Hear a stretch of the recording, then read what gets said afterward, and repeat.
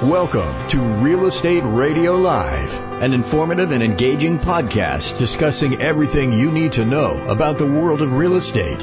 Your host, Joe Caccera, provides you with insight and guidance on how to buy, sell, finance, and invest in real estate. He also offers real estate tax management strategies, new construction advice, home improvement tips, and much, much more. And now, to guide you around the world of real estate, here's your host and Real Estate Radio Live team leader, Joe Caccera.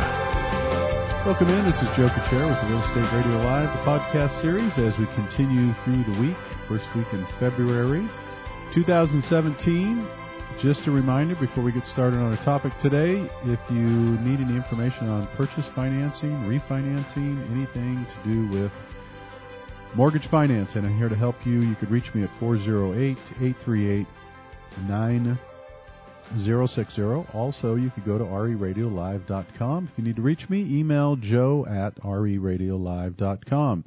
Topic today is going to be pre-approvals on your purchase. This is really important. I just did a video on this week. I'll be posting as well. But we're going into a buyer season, typically after the Super Bowl, right about this time of the year, really, mid to late February. We start getting a lot more inventory on the market, and I expect it will do the same. The inventory is very low, so hopefully we'll get some additional inventory. There's a lot of buyers out there looking and waiting for some of this inventory. So knowing that that's coming, I really want to get the point across to the buyers out there. Make sure you have a quality pre-approval. And today I'm going to go through the difference between being pre-qualified versus being pre-approved. I'm going to go through that from the buyer's perspective so that the buyers out there know what you need. In addition to that, in the second part of the podcast, I'm going to talk a little bit about what realtors should expect from their buyers as well. A lot of times, I work with realtors on a regular basis, and some of them are really, really good and understand the dialogue that they need to have with the buyers and the quality of the pre-approval.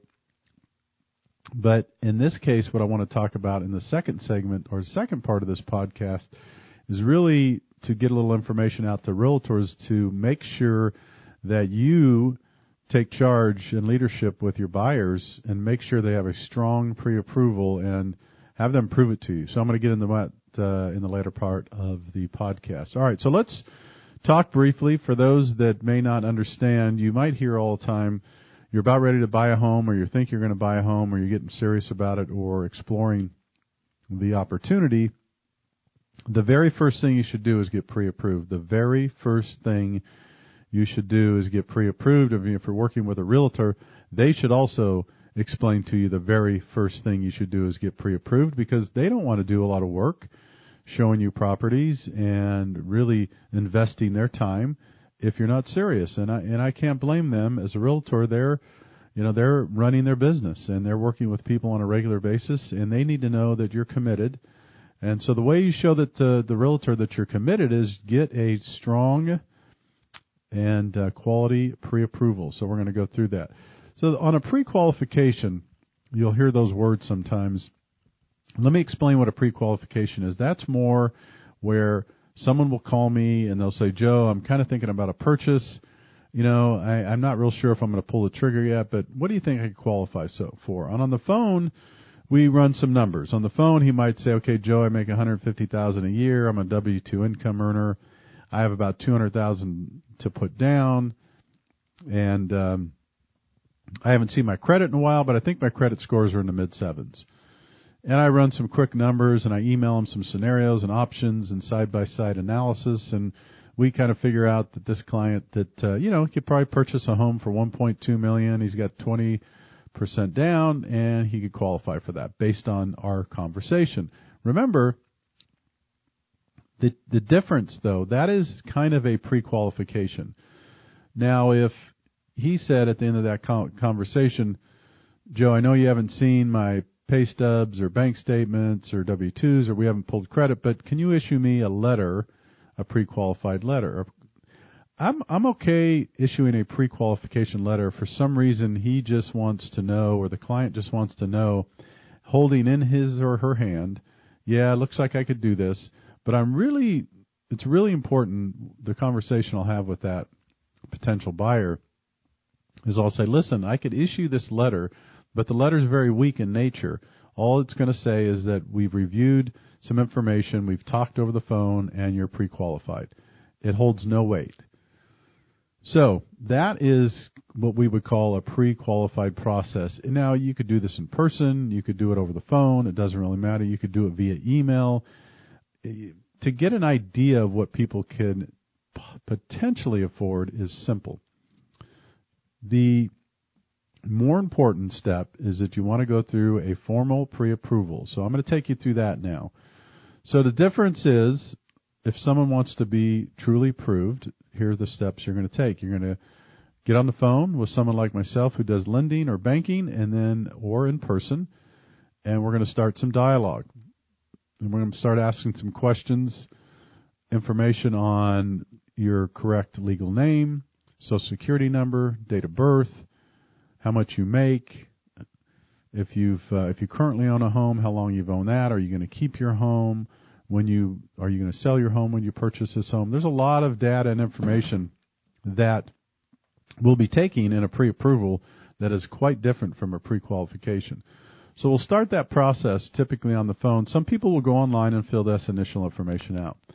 The next step is even more critical, is when I'm done with the conversation, I'll have a request for documentation I'll need from the clients. And then so that'll be something, it could be something like last 2 years' tax returns, W-2s, pay stubs, bank statements, those types of things. Now, important, if you're a W-2 income earner and you don't really have any strange, odd things going on with your pay, then we could get by just by using W-2s. We don't need tax returns at all. We don't need tax returns on a kind of traditional financing for two things. If we don't have any other income that may be different or, unusual. Now, if you're doing jumbo financing, for the most part, we're always going to need to get tax returns. It's just a little different in underwriting, and their requirements are different. If you're self-employed, 1099, corporation, partnerships, if anything's like that is going on with the way you get income, then we definitely will need tax returns. So the requests will be made depending on your status with tax returns, W-2s, bank statements, and pay stubs. We're also going to need a copy of your driver's license. We're going to get an authorization that you're going to sign that we could pull your credit. We need authorization to do that. And once we collect all those documents and pull your credit, then that documentation gets put in front of an underwriter. The underwriter goes through it. He or she will calculate income, look at the credit, the liabilities, line everything up, and then the underwriter will get back to us usually within 48 hours or so with an approval with conditions. Of course, there's always going to be a condition on the fact that there's no property. Remember, this approval is taking place before you've identified a property. So really important to understand, you could get what's called a credit approval, which means you've been credit approved up to, let's say, a loan amount of $800,000, and you're good to go. And here are some of the conditions. There's always going to be conditions on the approval. There just is, because you haven't identified a property yet. So on this approval, it'll be an underwritten approval. There'll be a document that shows this. It'll be a legitimate document that has our name on it, the lender's name or the lender of record. It'll have you, the customer, the borrower's name, information on there. It won't have any personal information like Social Security numbers or bank accounts or anything like that. And this is called an underwritten approval. We'll get a copy and we'll have it for our records. And then once we get that, we could issue a letter to the borrower and the real estate agent that, congratulations, you've been pre-approved for a loan amount up to $800,000 with an anticipated purchase amount. So that is what a true pre-approval looks like. That's when you now could go out with your realtor, take this very serious, knowing that if your realtor finds a home for you, you could confidently put in an offer and know that you're going to have that financing. This is really important, and this is what you need when you're out seriously looking, as a pre-approval. If someone tells you don't worry about it, everything looks good. Just go find yourself a home. We'll worry about it later. That is a red flag. I'm telling you, it doesn't matter if you've worked with someone a long time. Do not accept that for an answer. Sometimes it's because they're lazy. Sometimes because they think they know. If someone tells you, don't worry about it, you're approved, or I could give you a letter and they haven't seen your credit scores and they haven't seen the assets or they haven't seen your ability to qualify, I would be very, very careful and cautious, and I would be skeptical of using someone like that. The reason is that they're not very responsible doing a job for you, representing you on the side of financing. You can't responsibly issue someone a pre-approval letter or underwriting approval unless you have physically looked at the documents, pulled the person's credit, reviewed it for liabilities. You never know. I mean, if someone hasn't pulled their credit for a while, they may tell you, don't worry, Joe, I hear this happen every once in a while. Don't worry, Joe, I have, credit scores in the high sevens. Great. And we pull the credit scores, and sure enough, maybe one of them is in the low sevens or even sixes, and they panic and freak out and say, oh, my God, how did this happen? And then sure enough, we see that there's potentially a collection they didn't know about or a bill that they forgot to pay on a cell phone or something. It could be something very simple and ridiculous in nature, but it happens. This stuff happens with credit reporting, so you have to be very careful in this process. So that, to summarize, is what you should be going through for a true pre-approval. In the next segment, I'm going to talk about what your realtor should be looking for and what the dialogue should be between buyers and realtors in preparation for the pre-approval. Quick summary again, before you do any of this, make sure you're working with someone responsible. I'll lastly say that as a consumer. Make sure it's someone you trust, and make sure it's a team of people that has your best interests. Okay, we're going to take a quick break. When we come back, we're going to jump into more details about how a realtor should be treating the conversation back and forth and the dialogue with the pre-approval and purchase process. For more information on today's program, visit RERadiolive.com. That's RERadiolive.com.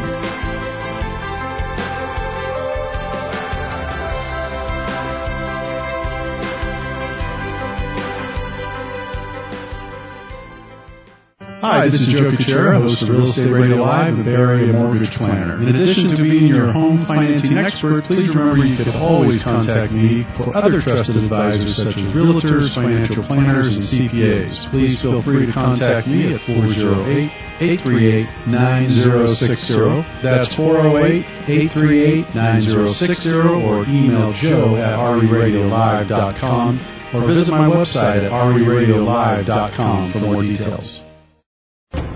Welcome back to Real Estate Radio Live. For more information on today's topic or guests, just visit RERadiolive.com. That's RERadiolive.com. Again, your host for today's edition of Real Estate Radio Live, Joe Kuchera. Welcome back in. Joe Kuchera with Real Estate Radio Live, the podcast series. As we continue, the topic today is the difference between a pre-approval and a pre-qualification status and letter. First part of the podcast, I went through what a borrower should expect, and really the focus and the effort needs to be on a pre-approval letter and a underwritten pre-approval and not just a pre-qualification. It's not good enough if you're serious about buying again. All right, so I'm going to talk a little bit about the conversation, dialogue, kind of interaction between real estate agent, lender like myself, and buyers.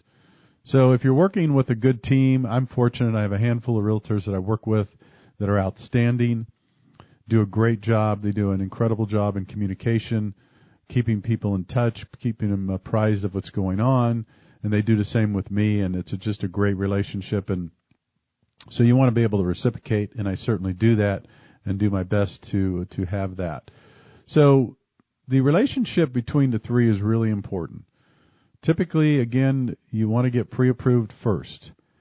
The realtors do not, and I don't blame them. Again, I mentioned early in the podcast, they don't want to go out and show you homes if you haven't been pre-approved. And you can't say you blame them. Some people will say, well, what's the big deal? I just kind of want to get an idea what's out there. It's really not fair. And I'm not speaking for the realtors, but, they're busy. They're doing a business. They're running their business, and they want to, for the most part, want to be serious about it when you're serious about buying a home. So by you as a borrower becoming officially pre-approved, that shows the realtor that you're serious. That shows the stakes in the ground. I'm buying a home. I've made the first move. Now let's put together the properties that I'm interested in and let's look at them. So typically the real estate agent will set you up with some email notifications that give you kind of an idea of the area that you're working with. Again, that's their area of expertise, not mine. And then we communicate along the way. So typically the way this works, if you're working with a good team, if you're the borrower, you have a relationship with your realtor. If you don't already have a relationship with, if your realtor doesn't have a relationship with the lender, I would suggest that one of the first things you do is do an email introduction. This is what I always request or I always like to do is, if I'm working with a realtor for the first time, and a lot of times a buyer will start with me and they'll have a realtor, anyway, if I haven't done business with this realtor, I'll ask the borrower, I'll say, hey, do me a favor. Let's do an email introduction. I want to know who the realtor is, who you're working with, what the status is, and I'd love to pick up the phone, say hi, introduce myself, since we're going to be working together, and really just make sure we make this a good fit for the borrower and we work together as a team. So that's the first thing that should happen. And then the communication should just continue from there. Everybody should be on the email. One of the things that I like about New American Funding, who with the bank that I work with, the lender, the direct lender that I'm with, is that we make the best use of technology I've seen in the industry. When I start to work with someone and we get them pre-approved and they're out looking for a home, we automatically put them on what's called a drip campaign, which every 2 weeks the buyers, the real estate agent, everybody involved with that transaction gets an email every 2 weeks with an update. And what this email does, it just reminds everybody that any updates on what's going on with the status. I understand you're still looking for a home. Good luck in that, and here's some good information. It's just what it does is that the goal is for everybody to stay in touch during that process. Now, when you do find a home and the realtor makes an offer, here's the next thing that should happen. The realtor makes the offer. They contact me. They say, Joe, hey, good news. We found a home Mr. and Mrs. Smith really love. We're going to put an offer in for $1 million. Can you give me an updated letter showing the status of their approval? Absolutely great. I prepare the letter. I send a copy of the updated letter to the realtor and also the borrowers at the same time. My request that I make, and keep this, I want to get this out to those that are listening, especially as borrowers and even realtors. The offer that I always make to my buyers and the agent working with the buyers is that the minute you put in that offer, I would like to call the listing agent, put in a good word for not only the buyers, but the real estate agent, the group we're working together, the strength of the offer, the whole package really makes a difference. It makes a difference if the lender picks up the phone as soon as that offer is put in and then puts a nice call in to put in a good word, the quality of the approval. I will say something like this. I'll call the listing agent, get them on the phone, introduce myself. Hey, this is Joe Kuchera with New American Funding. I realize that Mr. and Mrs. Smith just put in an offer on your property. I'm calling. Do you have a couple minutes? And then I just go on to discuss how strong the borrowers are I've worked with. I have them pre-approved. If you'd like a copy of the letter, I'm happy to provide that for you. If you have any questions for me as the lender of record, I'm happy to answer those for you. If you have any details, we want to be here for you, and we want to do our best chance to give our borrowers and our partnering realtor a best shot at that purchase. So that is something that I do. I think it's recommended. If you're working with someone else that doesn't do that, I would recommend that you go to your lender and say, listen, when we put this offer in, can you do me a favor and call the listing agent and put in a good word for us and just let them know how we're ready to go and how solid we are? If your lender's not doing that or they're not willing to do that, second guess some of the things of the reason why you might be working with them. They're supposed to be working for you on your behalf.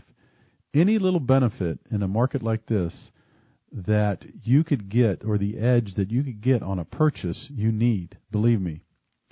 If the market's weak and slow like some other states or areas, that's different. The little tangibles, the little intangibles, or the added values probably don't make a difference. In a market like we're in today in the Bay Area, where it makes a big difference, and they could be getting 10, 12, 15 offers, your offer needs to stand out. And the way your offer stands out is you work with a qualified realtor. That's number one. They're going to put together a solid offer and contract that looks very professional, and it's going to be well put together and well done. You're working with a lender that has a solid background and reputation, and you're going to have a formal pre-approval letter in that file ready to go. That's the way it should look. And then your offer is going to look a lot more attractive to that listing agent. So these are the things that are really important in putting together a team when you're making an offer. If you don't have people working together in a transaction, you as the borrower, I would encourage you to take charge.